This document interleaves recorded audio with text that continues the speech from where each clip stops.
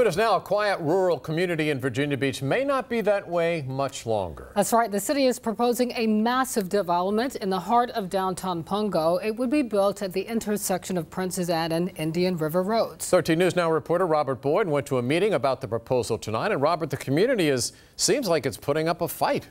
Yeah, they certainly are, David and Regina. Traffic, density, flooding. These are just some of the issues Pungo residents brought up at tonight's meeting. They say this development will completely change their community and everything they love about it.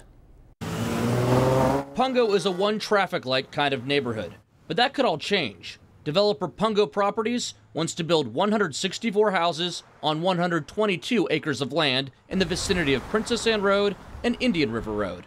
It's being called an agri-hood project, the first of its kind in the city. What we are is we're a farm-to-table community that has an active farm as part of the neighborhood. And what that consists of is farm fresh food grown by a local farmer.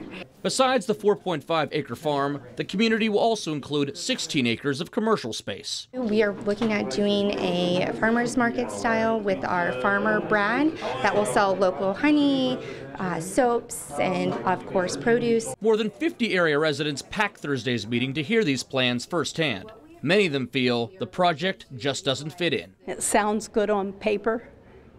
It does not sound good on my heart. They want the tranquil, the rural community atmosphere with open fields. Residents say this new addition would cause a number of infrastructure problems. A lot more impervious surface. You're going to have problems with stormwater drainage, flooding, that sort of thing. We took the initiative, worked with the city of Virginia Beach for the last 2 years, studying this property and really making sure that we manage our stormwater properly. But Lynn Baker questioned if the least expensive home is coming in at $400,000, you have to wonder where the developer's priorities really lie. I am not pro-growth. I think the people that are tend to be greedy.